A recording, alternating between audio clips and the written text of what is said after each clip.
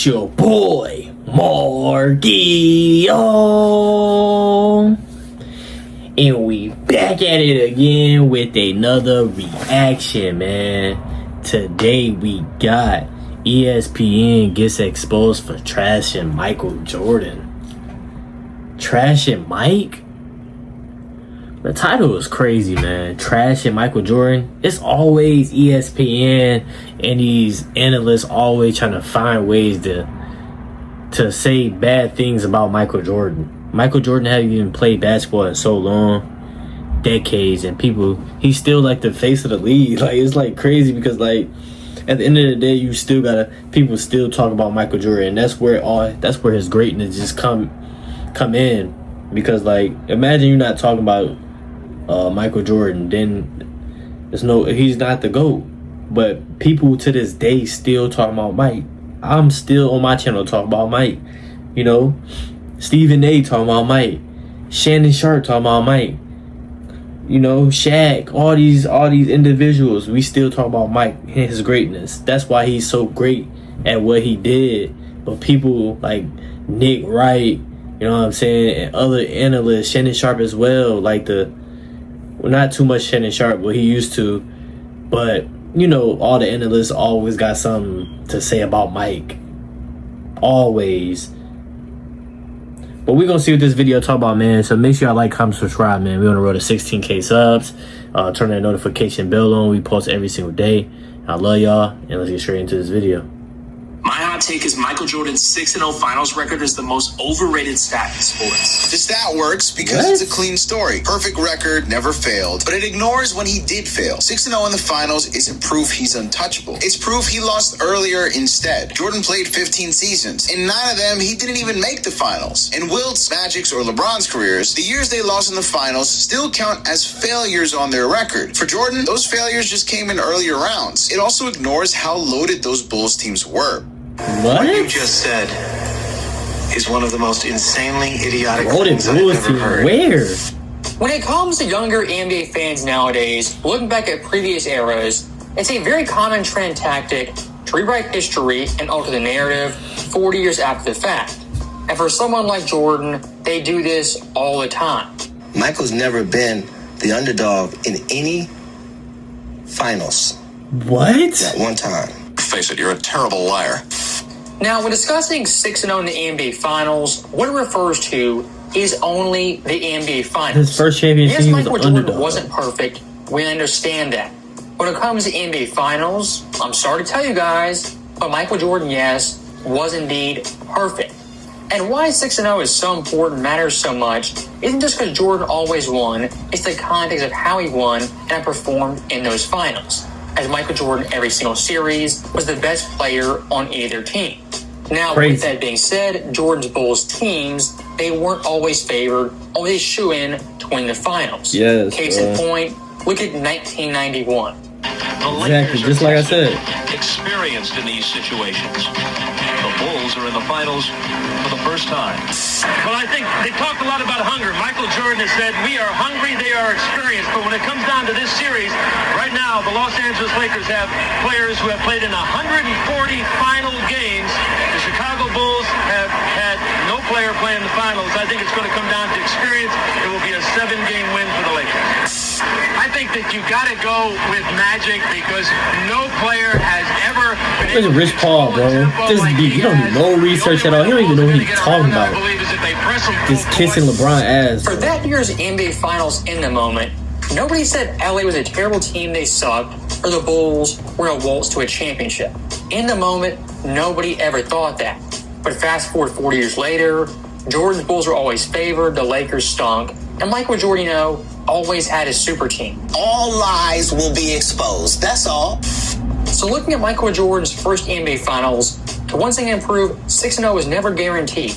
Look at Game 3 of this series. At this point, the Bulls and Lakers, it was tied 1-1.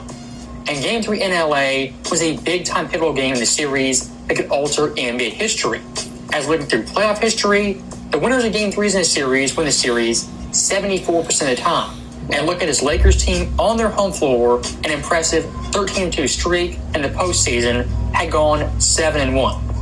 Michael Jordan's Bulls right here, They weren't waltzing to a championship. This is not going to be an easy game to win on LA's home floor. So looking at Michael Jordan in Game 3, it wasn't some 40-point masterpiece. He shot 55% of the field. For Jordan standards, it was an average game numbers-wise. 29 points, 9 boards, 9 assists, 4 steals, and 2 blocks. For Michael Jordan 91, that's a decent game. But here's the added context. When it comes to these finals games, final series, they can be altered by one shot, one play in a crucial moment. 20 seconds to go. 14 on the shot clock. Going for the game winner. Devon's fumbled it, recovered, and hit. Yes! In the regular season. Tonight's Miller Genuine Draft Player of the Game is Vlade Divac on behalf of Vlade. This is the moment where if you were watching this live in 1991, you're like, okay, this series is over. Like, if you bet on the Lakers, and Michael Jordan never had an underdog series. So stopping that right there, Vlade, a big-time shot, plus the free throw. The announcers, Lakers fans, they already got it penciled in LA. They're up 2-1 in the series. At the absolute worst of the series, it's going 6, but possibly 7. And looking at Jordan at this point in the second half, an abysmal 2 for 11 shooting. Michael Jordan right here was having an off half where he could not buy a basket. And here's some added context. Michael Jordan Game 1 in Chicago, his finals debut, missed a game-winning jumper. So right here, Jordan Game 3, tons of pressure on him, as was the Bulls team. Greg Hodges, the three-point specialist, has checked in. Here's Jordan on the pull-up. Yes! And the game is tied at 92 with 3 and 4 seconds. this is a full court time running down floater that he also gets up over Divac, who comes flying at him. And when you watch the replay from like the baseline on it, that's crazy. That's an insane shot. That's tough shots. Divac. Good defense. And we go to overtime. That was a tough shot. That shot right there from Jordan. Look at that. Great gems in NBA history, a forgotten clutch Jordan moment. As looking at the Bulls bench, who's not in the game, who had fouled out. That, of course, was Scottie Pippen. This shot for Jordan's career in the series is important for a multitude of reasons. If MJ missed that shot, the Bulls most likely are down 2-1. At that point, 91 finals completely flips. Like I said earlier, at least going 6, but possibly 7. And here's some more added context that makes it even more impressive. MJ, after that shot on Vlade, injured his big toe, and for the entire OT period was playing hobbled. And despite that, Jordan, a phenomenal OT. 6 points, 1 dime, 2 or 3 shooting, and for the line, he was perfect. One thing that's going to bother the Bulls, just during that last night, Michael Jordan hurt the tip of his big toe. They've taken it out, taken a look at it, and it's going to be painful, but he'll try to go with it. Marv? They're still playing low. Magic Johnson slowing This is art. Series tied at 1. This game 3 of the best of 7. It's beautiful, man. Championship series. Here's Jordan. It's a scoring machine, bro. Pete, man. Pete Jordan. Look at this, man. Performs. For the fans, too. Fans gonna have a good show. Probably one of the best actors ever. Jordan's playing overtime, the shot in the fourth quarter. You understand what I'm saying? Changed the entire series. And one thing I do want to hammer home, when it comes to any playoff series, any final series, they hinge on moments, they hinge on shots. Michael Jordan, the entire game, not a great game shooting-wise. But the big-time moments, the biggest quarter, he came through like very few could. This game, if he misses that shot, they're playing 2 days later on a Sunday. He's just had a shitty game. Everybody's like, wow, Michael Jordan doesn't have it. Not tough enough. Choked. Stage a little too big for him. It's still Magic and Birds League. Now there's all this pressure on that game 4, and there was a possibility where he could have kind of gone to the dark side. I do think this series could have flipped if the Lakers win this game. I think it could have been very similar to that 88 finals where the Pistons lose the series and you're just like, what the fuck just happened? So that right there is exactly what I'm talking about. In certain series, certain moments, some players rise to the occasion and others don't. And looking at 91 Jordan, the fourth quarters, absolutely brilliant. in his series games 1 through 5, 8.6 points per game, 3.0 dimes, 58.6% shooting, and for the line, flawless. only missed 1 free throw.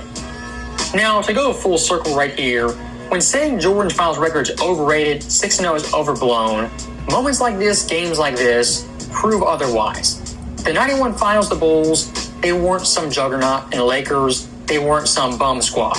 And looking at that series, while it did only go 5 games, very easily, could have gone 6, even 7, if Michael Jordan, the player, wasn't as clutch. Everybody wants to know what I would do if I didn't win. I guess we'll never know. So that right there is the end of the video, and I'll say one last thing. When it comes to Jordan's finals career in general, there's so many iconic moments, iconic plays, a lot of them get lost in the shuffle, and they get forgotten. So fans 30, 40 years later looking at Jordan, I ain't never seen that shot in my life. 6-0. That's they don't crazy. say Jordan was so clutch, so phenomenal. What they say is Jordan had so much help, had the most stacked teams of all time. When in reality, it's not really true. Did Jordan have help? Of course he did. Any great player always requires help. But going 6-0 requires more than help. What it requires a superstar player who's clutch and hits timely shots in crucial spots. You couldn't say nothing better than that. Did just that. And going forward with the series, 1992, the exact same thing. Better than that. As always, thank you guys for watching. Hope you enjoyed it. I'll see you next time. And you're like, okay.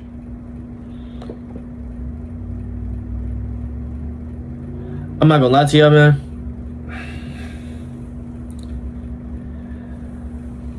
Rich Paul definitely a hater, man. Like, Rich Paul, it's like, bro, I don't think Rich Paul really a basketball-minded person. He's just LeBron James' manager. Whatever LeBron says, it goes. Of course, that's his manager, so it goes however a player wants. And the manager can have options and have the input. But this man said Michael Jordan was never the underdog. Never. The first thing, I'm 22 years old, and he probably like 40. I don't know how old Rich Paul is, but the first thing I think in my head is the Lakers series. And I didn't even know all those people was like analysts going against Michael Jordan. You know what I'm saying? They were saying Lakers going to win this. They got more experience. But in my head, I'm like, he was the underdog against the Lakers. You know, the first championship, everybody thinking the Lakers going to win. You know what I'm saying? More experience. The Chicago Bulls haven't had no experience, but they have a good superstar, Michael Jordan, the GOAT. You know what I'm saying? That's the first thing I thought in my head right there. Like, that's when he was an underdog. But Rich Paul said it was never no series where Michael Jordan was never an underdog. Like, you don't watch basketball game. You don't watch film. You don't. You think LeBron James was an underdog every series? No. The man always made super teams. So everybody was going to everybody got Philly already the favorite this year. People already got Philadelphia as going to the finals. So how's he the underdog? When he was playing with Luka, when he was playing with Kyrie, when he was playing with Dwayne Wade. Maybe when he was the underdog when Kyrie was hurt and he was going up against the Warriors and stuff like that, like, or when his beginning of his career, underdog. Okay, but the man always going to a new team, always, bro. That's not no GOAT status, bro. Build with the team, man. Stop moving around trying to get the best players to play with you. Michael Jordan didn't want the best players to play with him. Scottie Pippen, of course, Scottie Pippen, a top 5 player of all time, but he wasn't no superstar. He was a regular all-star. He wasn't putting up numbers Mike was putting up, but it's a team sport. So Scottie Pippen helped a lot defensively, rebounding, scoring. So he was doing a lot of things, but he wasn't doing what Mike was doing, putting that ball in the hoop. You had players that can do that. Dwayne Wade will give you 30 or 40. Kyrie will give you 30 or 40. You know Luka going ballistics. Luka was going ballistics. Anthony Davis. You know what I'm saying? You had players. Now you with Philly. You trying to win more championships. Rich Paul, come on, man. Come on, man. You don't know hoops like that, brother, man. But y'all let me know in the comments how y'all feel about that. Rich Paul always got something to say. I don't think he really pay attention to basketball like probably today's game, but back in the day, you need to do research. That's why I'll be quiet. I was quiet back then because, like, you know, some things you shouldn't be saying when it comes to like things you don't know. You know what I'm saying? But that's facts, man. Y'all let me know in the comments down below how y'all feel about this, man. Beat up the comments. Make sure y'all like, comment, subscribe. We're on the road to 16K subs. Hit that notification bell. I post every single day. I appreciate y'all so much. Have a blessed day. I'm going to see y'all in the next video. I'm out.